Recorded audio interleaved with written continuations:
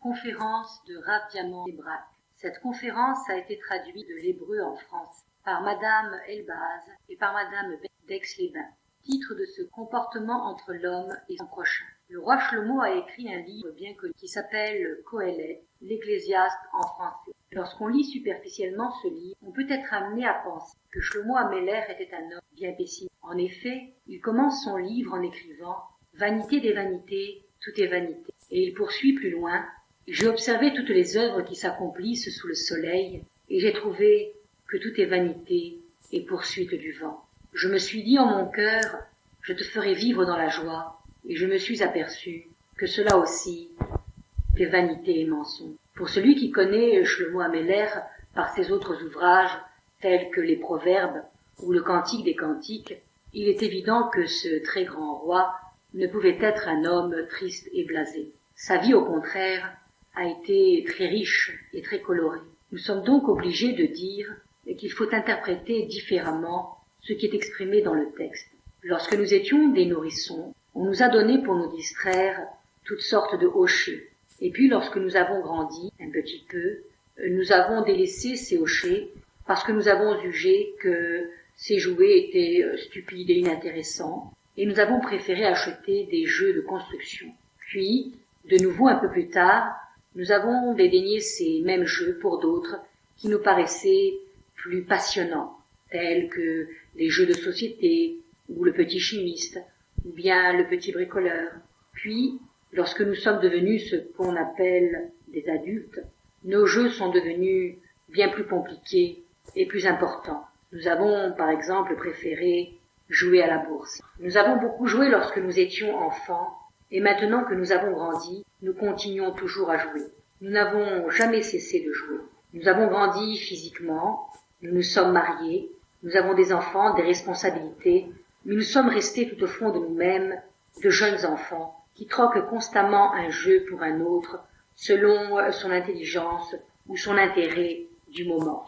Chaque âge a donc eu ses jeux. Shlomo Améler, qui était, comme nous le savons, le plus sage des hommes, a voulu nous dire « Moi j'ai mûri plus que tout le monde, et je me suis aperçu, je me suis rendu compte que tout ce que l'homme fait n'est que néant, car ce ne sont que des hochets avec lesquels il joue pour passer le temps. Tout n'est que vanité et mensonge dans l'existence de l'être humain, parce qu'il ne pense qu'à se distraire. Et moi, Shlomo Améler, je suis arrivé à la conclusion que, sauf davar, akol nishma, qu'à la fin de toute chose, tout est compris. C'est-à-dire que l'on ne comprend le sens et l'importance d'une chose que lorsqu'on en voit la finalité. Et la finalité du jeu, c'est le néant. Seule une vie emplie de crainte de Dieu, de Torah et de mitzvot, est une vie véritable. Une chose est donc sûre, c'est que lorsque l'homme accomplit la volonté de son Créateur, lorsqu'il étudie la Torah, alors seulement il peut mûrir, s'affiner, cesser de se comporter comme un enfant, pour devenir enfin un homme qui se travaille, qui se domine, c'est-à-dire un adulte. Vivre, c'est se mesurer aux autres, à soi, au quotidien. L'homme doit se mesurer dans tous les domaines de son existence. Il n'y a que celui qui se mesure à la vie, qui comprend que la vie a de la valeur. Dans la paracha Vayechi, lorsque Yaakov bénit ses enfants, il se tourne vers Yehuda et il lui dit « Yehuda, ata yoducha achecha » Yehuda, toi tes frères te remercieront. Nous savons que le mot yoducha en hébreu a deux sens. Il peut signifier soit remercier, soit reconnaître ses fautes. Le Targum Onkelos nous enseigne que dans ce verset, ce mot a les deux sens. Et il explique, Yehuda, toi tu as reconnu ta faute avec Tamar, alors tes frères te remercieront. Examinons un peu la situation dans laquelle se trouvait alors Yehuda. Il était l'homme le plus important et le plus respecté de toute la région. Et lorsqu'il a appris que Tamar, sa bru, était enceinte, il a dit qu'on la brûle. Tamar lui a alors répondu en lui envoyant 3 objets et elle lui a fait dire qu'elle attendait un enfant de l'homme à qui appartenaient ces objets, car il les lui avait laissés en gage. Elle ne voulait pas l'accuser publiquement. Elle voulait qu'il reconnaisse de lui-même les faits. Yehuda s'est trouvé alors dans une situation où il avait le choix entre 3 attitudes. Premièrement, il pouvait dire devant toute l'assemblée cette femme est folle, je ne sais pas du tout ce qu'elle me veut, elle raconte des sottises. Deuxièmement, il pouvait décider de réexaminer son cas et de tenter de trouver un moyen pour l'innocenter. Ainsi, il aurait la conscience tranquille et il ne serait pas obligé de reconnaître sa faute. Troisièmement, et ce fut là son attitude, il a choisi de se tenir debout devant toute l'assemblée de la région, devant tous les notables de la ville, devant des gens qui le respectaient et l'admiraient, et devant tous, il a dit, c'est elle qui a raison. Yehuda ne cherche pas à fuir le problème, à se voiler la face. Il se mesure à l'événement, il reconnaît publiquement sa faute, et par cet acte d'un grand courage, d'une grande noblesse d'âme, il mérite que ses frères le remercient et le prennent pour roi. Car qui peut gouverner? Seul celui qui sait se gouverner lui-même, un homme qui ne se contrôle pas, qui se laisse aller à ses penchants, qui fuit les problèmes, ne peut donner d'ordre à d'autres hommes. Et depuis cet événement, les Juifs, Yehudim, sont appelés sur le nom de Yehuda, c'est-à-dire que la caractéristique principale du peuple juif, c'est de se mesurer aux situations. Celui qui ne se conduit pas ainsi ne peut avoir le mérite de s'appeler Yehudi. Mais dans une génération telle que la nôtre, où chacun pense que tout lui est dû, une génération d'enfants gâtés, il est bien difficile de se conduire en Yehudi. Un enfant dès sa naissance pense déjà que tout lui est dû. Il lui suffit de pleurer pour qu'aussitôt ses parents accourent et le prennent dans leurs bras. Ils n'ont pas la force, la patience de supporter ses pleurs.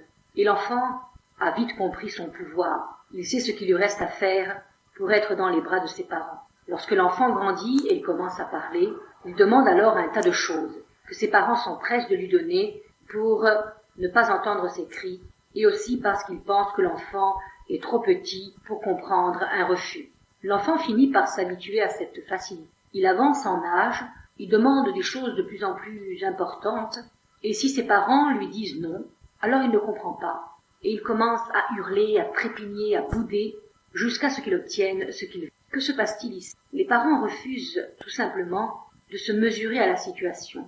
Ils pensent qu'ils n'en ont pas la force. Le résultat de cette fuite, de cette faiblesse, est la destruction de la personnalité de leur enfant. L'enfant se met à vivre dans le mensonge, car il pense que tout lui est dû, que le monde entier lui appartient, et que ses parents ne sont là que pour lui donner. Plus tard, lorsqu'il entre à l'école primaire, ses parents continuent à l'aider, à lui épargner toutes les difficultés, à faire les devoirs à sa place et à écrire des mots d'excuse quand il le faut. Lorsque cet enfant plus tard se marie, il veut tout naturellement une fiancée belle, intelligente, douce, possédant toutes les qualités possibles et inimaginables.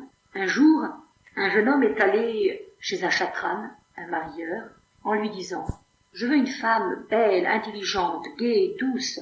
Le chatran lui a répondu « Avec une fille qui a toutes ces qualités, moi je fais 10 shidurim. Et franchement, ne pensez-vous pas que cette si merveilleuse jeune fille dont il rêve ne mérite vraiment pas un khatan, un fiancé, si égoïste et si exigeant? Lorsqu'un enfant, élevé d'une telle manière, devient adulte et qu'il se trouve confronté aux difficultés de la vie, eh bien il est vite désarçonné et dépassé par les événements, car on ne lui a pas appris à se mesurer aux difficultés et à faire des efforts. Yaakov a dit aussi à un autre de ses fils, « Issachar est un âne musculeux, il a goûté le charme du repos, il tend son épaule au jeu. » On ne comprend pas très bien cette bénédiction, et qui semble receler une contradiction. En effet, si d'une part Issachar a goûté au repos, comment peut-il aussi, dans le même temps, tendre son épaule pour supporter le joug, c'est-à-dire les difficultés? Que fait-on lorsque l'on doit envoyer un soldat à la guerre? Eh bien, nous avons deux possibilités. Soit on l'envoie d'abord 3 mois auparavant en vacances, pour qu'il se repose et puis qu'il se distrait, soit on lui fait faire un tas de manœuvres, d'exercices pour l'endurcir, le confronter à toutes sortes de difficultés. Et ensuite, quand il est prêt, on l'envoie sur le front. Pourquoi agit-on ainsi? Une femme âgée, qui était une grande donatrice de Tsahal, l'armée israélienne, est venue un jour en Israël pour se rendre compte sur place de ce qu'on faisait avec ses dons. Elle a donc visité les camps d'entraînement de Tsahal et elle a été frappée par la dureté de la vie que menaient ces jeunes soldats. Et elle a eu pitié d'eux. Elle a demandé aux responsables du camp « Je voudrais que vous ménagiez un peu plus ces pauvres jeunes gens. Ne pourriez-vous pas leur rendre la vie plus facile, plus agréable? Je suis prête à faire un don important pour cela. Le responsable lui a répondu. Si nous voulons que nos soldats soient forts, on ne peut pas leur aplanir les difficultés, car alors ils ne seraient plus capables d'affronter l'ennemi. Ce monde est plein d'embûches. Quel est celui qui peut en sortir vainqueur? Celui qui tend son épaule pour supporter le joug. Celui qui a eu la vie trop facile ne peut connaître le repos, car il ne sait pas se mesurer à ses problèmes qui finissent par le miner et le démolir complètement. Celui qui cherche le repos doit d'abord être prêt à affronter l'épreuve. Quand il a pris l'habitude de se mesurer aux difficultés quotidiennes, à faire des efforts, alors seulement ces difficultés s'estompent et il peut connaître le repos. Issachar a vu que le repos était bon, alors il a tendu l'épaule pour supporter le joug, afin de goûter plus tard un repos. Le monde est divisé en 4 règnes. Le règne minéral, le règne végétal, le règne animal et le règne du médaber, de l'être parlant. Pourquoi a-t-on qualifié l'homme d'être parlant? On aurait pu aussi bien dire être pensant. Pourquoi a-t-on retenu justement sa faculté de parler pour le définir? La réponse est la suivante. Ce que je pense ou ce que tu penses n'a pas de réelle valeur, parce que toute notre pensée est subjective, entachée par notre égoïsme. Et à cause de cela, je ne peux arriver à la vérité, car mes désirs, mes passions m'entraînent dans le mensonge. Mais grâce à la faculté de communiquer, grâce à ma parole, je peux échanger mes idées avec l'autre, confronter ma vérité avec sa vérité, et de cette confrontation peut sortir la vérité absolue, si, bien sûr, on s'écoute. L'ennui, cependant, c'est qu'avec mes pensées, lorsque je les exprime, sans vouloir écouter l'autre, je peux aussi entraîner un tas de gens dans le mensonge, sans être conscient du mal que je peux faire. Un jour, un éducateur très connu donnait une conférence devant une très grande assemblée. Cet éducateur a raconté « Mon père était un homme très doux, très patient, qui ne se mettait jamais en colère, qui n'élevait jamais la voix. Un jour cependant, je ne me rappelle plus pourquoi, il s'est emporté très violemment contre moi et il m'a maudit. Et comme je n'étais pas du tout habituée à ce langage de sa part, j'en ai été pendant très longtemps malheureux et complètement traumatisé. J'ai déduit de cette expérience que lorsque je serai père moi-même, eh bien, je crierai et je maudirai mes enfants afin qu'ils ne connaissent jamais le traumatisme que j'ai connu. Je pense que les parents ne doivent pas se comporter comme des êtres exceptionnels et exempts de défauts, car plus tard ils peuvent risquer, s'ils s'emportent, eh bien, de traumatiser leurs enfants. Examinons un peu les conclusions auxquelles cet éducateur renommé est arrivé. En vérité, il a pensé qu'il lui était, à lui personnellement, très difficile d'éduquer ses enfants dans le calme et la douceur.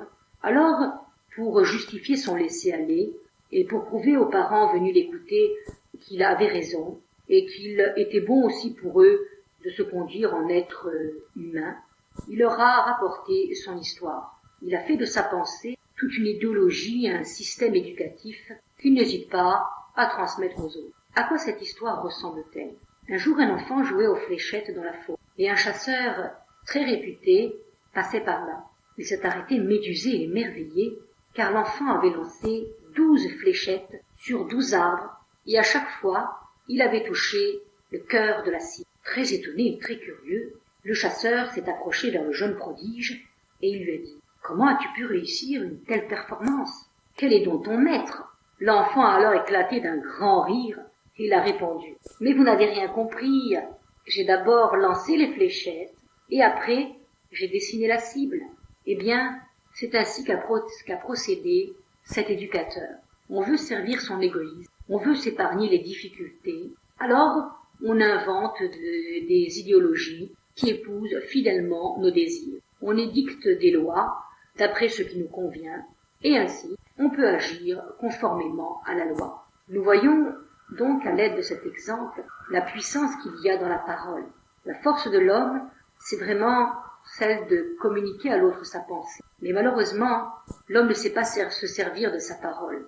Il ne s'en sert que pour parler et jamais pour écouter. Le Khatam Sofer a dit « De la même manière que les visages des hommes sont différents et muets, de la même manière, leurs idées le sont. » Cela signifie que d'une manière générale, Il nous est très facile de voir que l'autre a un visage différent d'une autre, et nous en sommes d'ailleurs très contents, sinon on pourrait nous confondre. Mais nous ne savons pas voir, nous ne sommes pas prêts à accepter qu'il puisse aussi avoir une opinion différente de la mienne. Comment cela serait-il possible, puisque la réalité, la logique, prouve que c'est moi qui ai raison.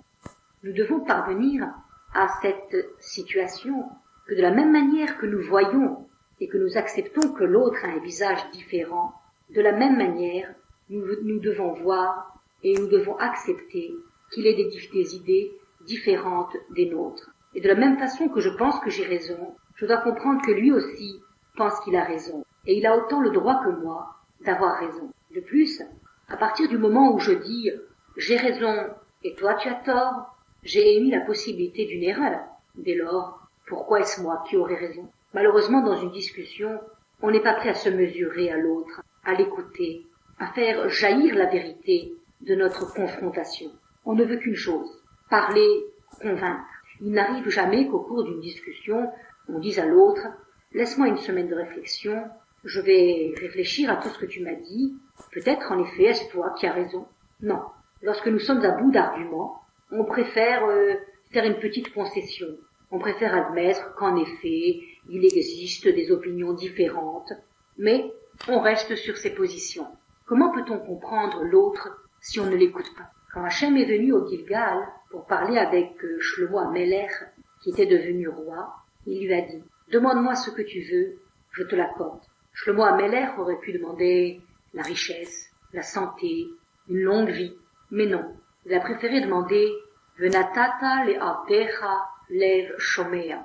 Donne à ton serviteur un cœur qui écoute. Shlomo Amelech a demandé une ouverture du cœur pour entendre l'autre. Il veut la chorma, la sagesse. Il veut apprendre de tout homme. On ne peut avancer spirituellement, atteindre la vérité, si on n'a pas l'ouverture du cœur nécessaire pour écouter l'autre. A-t-on réfléchi pourquoi, lors d'une discussion, les personnes élèvent la voix? C'est très simple. Dès que tu commences à parler, déjà, je t'arrête et je te réponds. Et en vérité, comment puis-je te répondre, puisque je ne t'ai pas entendu? Et alors, comme tu sais que je ne t'ai pas entendu, eh bien, tu élèves la voix pour te faire entendre. Et moi, j'élève la mienne, j'élève ma voix pour couvrir le son de ta voix. Et on n'en sort pas. Lors d'une discussion, il faut vraiment faire un effort et attendre que l'autre ait entièrement fini d'exposer son idée, car c'est bien souvent à la fin de son exposé qu'il la dévoile complètement. De plus, cette attente permet de se calmer, de se refroidir, de réfléchir et de répondre par la suite avec calme. Car ce n'est pas seulement la parole qui change le sens des mots, mais aussi le ton. Elle est très connue, l'histoire de ce père qui ne savait pas lire et qui avait un fils à la yeshiva. Ce fils lui écrivait régulièrement et son père se faisait lire la lettre par un voisin. Un jour, il a reçu une lettre de son fils et il est allé la porter tout naturellement à son voisin. Or, ce jour-là, ce dernier était d'une humeur massacrante. Il a pris la lettre et il l'a lue avec une voix agressive. « Papa, envoie-moi des chaussures !» Le pauvre père était très peiné et il s'est offusqué et il a dit « Quoi ? C'est ainsi que mon fils me parle, un enfant qui étudie la Torah ? Il n'aura rien. » Le temps a passé et le fils, pensant que peut-être la lettre s'était égarée, a écrit de nouveau un mot à son père. Et le père est allé trouver son voisin pour qu'il la lui lise. Et son voisin était ce jour-là de très bonne humeur. Il a pris la lettre et il l'a lue avec une voix douce. « Papa, envoie-moi des chaussures. » Et le père a été très content et il a envoyé à son fils des chaussures. De nos jours, si de plus en plus on ne veut pas écouter les autres, eh bien c'est tout simplement parce qu'on a peur de devoir réexaminer sa pensée, de devoir se remettre en question, de devoir se mesurer avec la pensée de l'autre et reconnaître ses erreurs. Alors nous devons nous souvenir que les Juifs, Yehudim, s'appellent ainsi parce que Yehuda a su se mesurer à la situation. Nous devons donc nous aussi devenir des Yehudim et nous mesurer aux situations. Conférence de Rav Diamant de Bnei Brak. Cette conférence a été traduite de l'hébreu en français par Madame Elbaz et Madame Ben Simon d'Aix-les-Bains. Titre du cours: Comportement entre l'homme et la femme. Quand Dieu créa l'homme, il dit, il n'est pas bon que l'homme soit seul. Faisons-lui Ezer Kenegdo, c'est-à-dire une aide à ses côtés. Nos sages demandent, qu'est-ce que cela signifie une Ezer Kenegdo, une aide à ses côtés? Le Zohar répond, s'il est méritant, elle lui sera Ezer, une aide.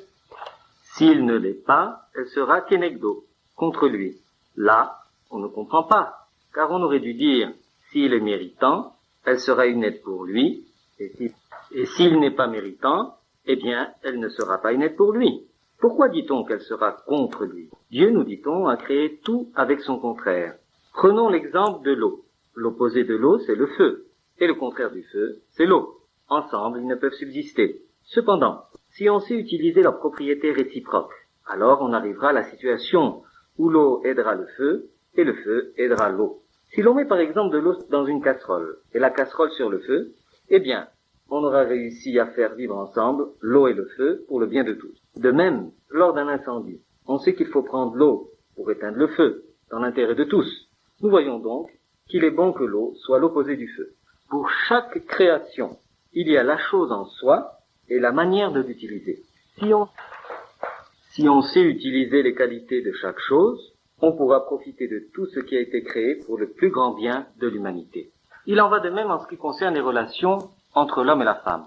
Ils sont l'opposé l'un de l'autre. Ils doivent apprendre à vivre ensemble en paix, sinon ils deviennent l'un contre l'autre. Il ne peut y avoir de situation passive et neutre entre eux. Si la femme n'aide pas son mari, elle ne peut être que forcément contre lui, comme dans le cas de l'eau et du feu. Le Zohar dit, si l'homme a du mérite, sa femme l'aidera. De quel mérite s'agit-il et comment peut-on savoir si on a du mérite? Actuellement, malheureusement, la situation entre couples est catastrophique. Un couple sur 4 divorce en Israël. Les conjoints n'arrivent plus à s'entendre pour vivre ensemble et il devient de plus en plus rare de rencontrer un couple heureux. Ceux qui restent ensemble vivent dans l'insatisfaction et le mécontentement. Un couple est venu voir le Rav Diamant et leur a dit, nous pensons que nous ne sommes pas faits pour vivre ensemble. Nous sommes trop différents, nous n'avons pas les mêmes idées. Nous sommes deux mondes différents, nous n'aurions jamais dû nous marier. Le Rav leur a répondu, ma femme et moi, on ne s'entend pas non plus, et je ne rougis pas de le dire. Un homme et une femme qui vont de prime abord ensemble, cela n'existe pas. Pour arriver à une entente, il faut un travail. À quoi cela ressemble-t-il? À un homme qui a un problème avec sa tuyauterie. Il faut qu'il adapte à son tuyau un autre tuyau. Il fait tous les magasins, et il ne trouve pas ce qu'il cherche. Que fait-il? Comme c'est un homme intelligent, il décide de limer un peu chaque tuyau jusqu'à ce que ceux-ci finissent par s'emboîter parfaitement. Si ma femme et moi, nous nous ressemblions dès le départ, il n'y aurait pour nous aucune possibilité d'avancement spirituel. De plus, notre existence serait bien monotone. Je resterais à 20 ans le même homme qu'à 30 ou 40 ans, car je n'aurais pas eu besoin de m'affiner, de me travailler. Du fait que ma femme et moi, nous devons nous mesurer l'un à l'autre, cela nous oblige à modifier nos midotes. Je parle bien sûr de se mesurer d'une manière constructive et non pas de chercher la querelle. Qu'est-ce que j'entends par l'expression « me mesurer à l'autre » ? C'est-à-dire prendre conscience de la différence de l'autre, voir qu'il a une sensibilité, des pensées, des volontés différentes des miennes, comprendre que je ne suis pas seul, que je dois m'ouvrir à l'autre. Mais attention, se mesurer, cela ne veut pas dire baisser les bras, démissionner, faire des concessions. Car lorsque je commence à faire des concessions, cela signifie que j'ai désespéré de la situation, je pense qu'il n'y a plus rien à faire, et pour avoir la paix, je ferme les yeux. Agir ainsi, ce n'est pas agir comme un couple, mais comme un individu indépendant et solitaire. Lorsque je parle de se mesurer, je veux dire essayer de construire sa vie de couple, de transformer le je en nous. À partir de la minute où l'homme met l'anneau au doigt de sa femme, à partir de cet instant, il est obligé de tout lui donner, de ne faire que lui donner sans jamais rien attendre en retour. Il doit penser, je dois lui donner et moi je ne mérite rien en retour. De la même manière, à partir du moment où la fiancée rentre sous la roupa, elle doit se dire, je dois tout donner à mon mari sans rien attendre, moi je ne mérite rien. C'est avec de telles dispositions d'esprit qu'un foyer peut se construire. Chacun des deux conjoints ne doit prendre conscience que de ses devoirs et non pas de ses droits. Dans les pays démocratiques, on apprend à l'homme ses droits, ce qu'il peut tirer de l'État et de ses institutions. On oublie de lui parler de ses devoirs. De cet oubli va naître la situation que le citoyen va toujours penser que tout lui est dû, qu'il doit profiter de tout, et il finit par ne plus vouloir donner. À partir du moment où on a fait connaître à l'homme son premier droit, on a perdu les rênes de l'autorité du gouvernement. Pour se construire Une communauté doit être basée uniquement sur la connaissance de ses devoirs. Quant aux droits, ils ne viendront que par la suite comme une conséquence naturelle de l'accomplissement des devoirs. Pour illustrer ce que je viens de dire, je vous donnerai un exemple personnel. Il y a quelques années, j'ai eu à travailler dans une yeshiva qui débutait, à côté d'un directeur qui avait besoin d'aide. Dès le départ, j'ai vu ce qui n'allait pas dans cette yeshiva et ce qu'on pouvait faire pour y remédier. Mais je ne suis rentré avec aucune exigence. Je n'ai rien demandé, j'ai accompli ma tâche en suivant les directives du directeur, puis petit à petit, j'ai gagné sa confiance et les choses ont commencé à changer. Je donnais mes idées, le directeur les appliquait, en pensant qu'elles venaient de lui, jusqu'à ce que 3 ans après, je pouvais faire ce que je voulais dans cette yeshiva pour le bien de son développement, et cela a été une réussite. Un jour, j'ai demandé au directeur, « Dis-moi, si dès le premier jour je t'avais dit, je suis d'accord pour tout donner, mais je voudrais faire les changements que je crois nécessaires et avoir le droit de punir, renvoyer, accepter un élève comme je l'entends. Est-ce que tu m'aurais engagé ?» Le directeur a répondu, « Il m'est difficile de te répondre, mais tel que je me connais, je crois que je ne t'aurais pas pris et que j'aurais cherché quelqu'un d'autre. Toi, tu crois, mais moi j'en suis sûr, et tu aurais eu raison. Regarde, cela fait 3 ans que je travaille ici. Je ne t'ai rien demandé, et pourtant à présent tu me laisses faire ce que je veux. Non seulement tu ne refuses rien, mais en plus tu me donnes d'autres droits. Et tout cela parce que je suis venu avec aucune exigence, uniquement pour remplir mes devoirs à l'égard de la yeshiva. Alors mes droits sont venus tout naturellement. De la même manière, une maison juive est basée sur la connaissance de ses devoirs et uniquement de ceux-ci. L'homme ne doit pas dire les devoirs de ma femme sont mes droits, et la femme dire les devoirs de mon mari sont mes droits. Si l'on pense ainsi, on n'aura que des problèmes. Un homme a ouvert son Rambam et il a lu. Une femme cachère fait la volonté de son mari. C'est très bien ça, a-t-il pensé. Il a crié à sa femme, fais-moi le café. La femme lui a répondu, j'ai lu dans le Rambam qu'il est écrit, et il l'aimera comme lui-même, et la respectera plus que lui-même. Va donc te faire toi-même ton café. Que vont-ils faire? Ils sont dans une impasse. Peut-être devront-ils boire un thé. Ils semblent avoir raison tous les deux. En vérité, ils ont tort. Chacun doit connaître ce que le Rambam a écrit pour lui, et oublier ce qu'il y a écrit pour l'autre. Cela ne le regarde pas. L'homme doit savoir qu'il doit aimer et respecter sa femme plus que lui-même, et ne pas s'occuper, oublier complètement qu'il est écrit qu'une femme cachère doit faire la volonté de son mari. La femme ne doit savoir qu'une chose, qu'elle doit accomplir la volonté de son mari, et oublier et effacer complètement de sa mémoire ce que le Rambam a dit pour son mari, à savoir qu'il doit l'aimer et la respecter plus que lui-même. Ce n'est qu'en procédant ainsi qu'on pourra construire un foyer, une maison. Si quelqu'un vient se plaindre à moi et me dire « Ma femme ne remplit pas ses devoirs à mon égard », je lui réponds « Elle n'a aucun devoir envers toi. Par contre, toi tu en as envers elle. Et je vais te le prouver. Il est écrit « Isha kshera », une femme cachère. On aurait dû dire « une femme bonne ». Pourquoi employer le mot cachère? C'est un terme que l'on emploie uniquement quand on parle de notre situation face à Hachem.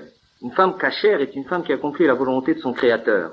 Et Dieu lui demande de faire la volonté de son mari. Si elle ne le fait pas, elle a un problème avec Hachem, et non pas avec toi. À toi, elle ne te doit rien.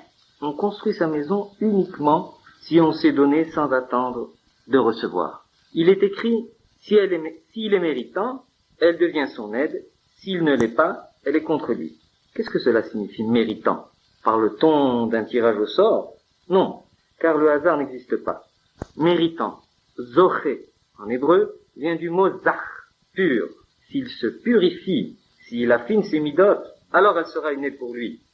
S'il ne cherche que son intérêt, qu'à assouvir ses désirs, alors elle sera contre lui. La présence divine ne vient au milieu d'eux que s'ils sont méritants, que s'ils travaillent tous les deux leur midote. Rav Israël Salanter a dit, l'homme se fait du souci pour son olam hazé, pour son monde ici-bas, et pour le olam haba de son prochain. Mais c'est le contraire qu'il doit faire. Il doit se préoccuper du monde-ci de son prochain, et de son olam haba à lui. Rav Israël a voulu nous dire que l'homme ne pense qu'à une chose, travailler sur les défauts de son prochain. Mais c'est sur ses propres défauts qu'il doit travailler. Malheureusement, l'homme et la femme ne pensent qu'aux droits et aux plaisirs qui peuvent soutirer l'un de l'autre. Cela commence par l'amour. On s'aime. Mais de quel amour s'agit-il? Et à quoi ressemble-t-il? Le rabbi de Kotz a vu un jour un de ses élèves manger du poisson. « Pourquoi manges-tu du poisson ?» lui demanda-t-il. « Parce que j'aime le poisson. lui répondit son élève. Non.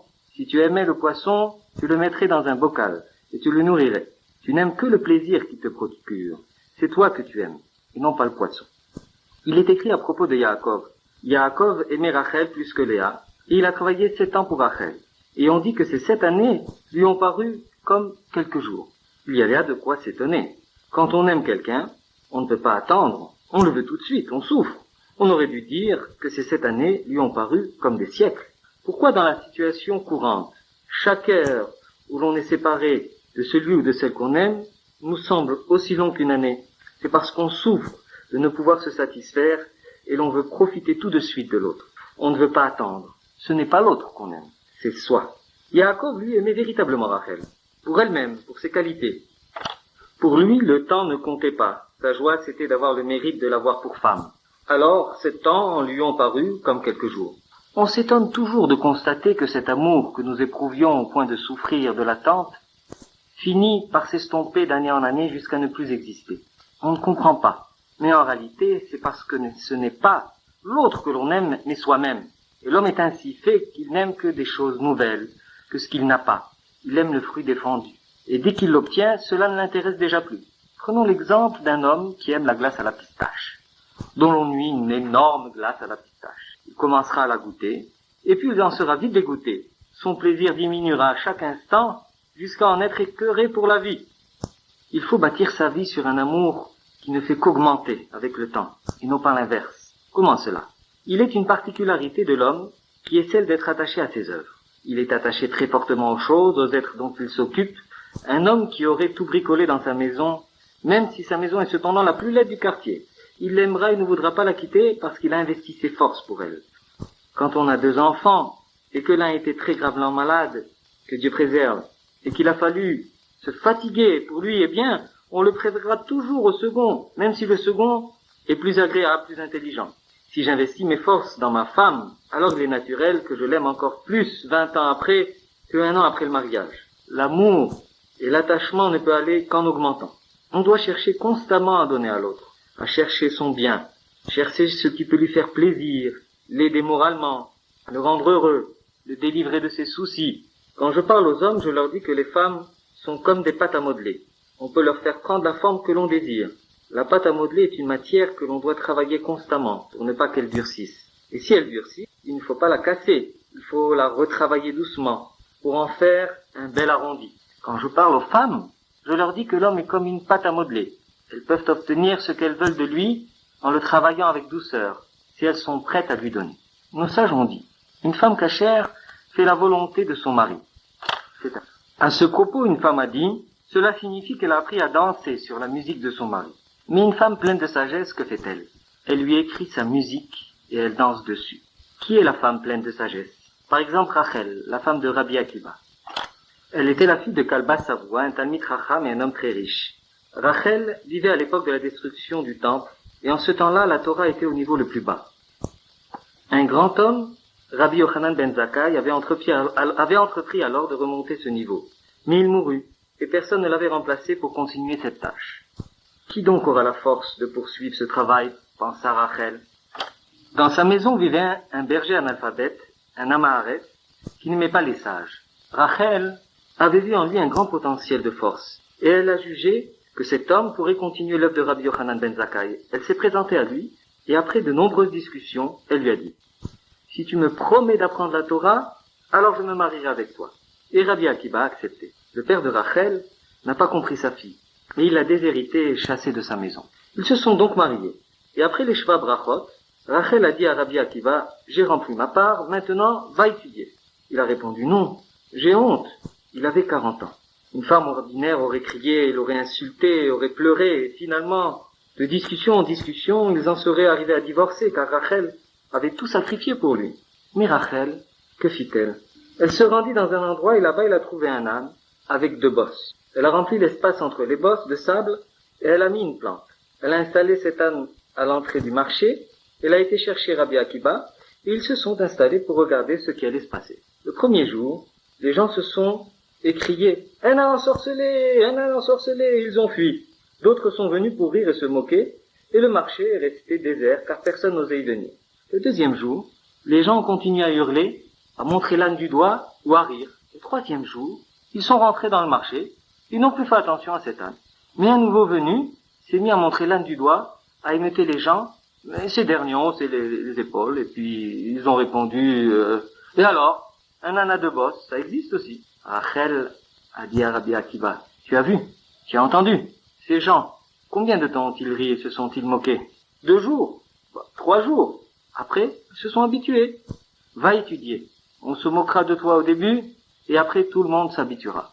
Et Rabbi Akiva est allé étudier. Rachel ne s'est pas enfuie, elle s'est mesurée à la situation, elle a cherché à comprendre son mari, à voir ce qu'il lui fallait, elle a écrit la musique de Rabbi Akiva avec sagesse et douceur. C'est de cette manière qu'on peut construire une maison juive.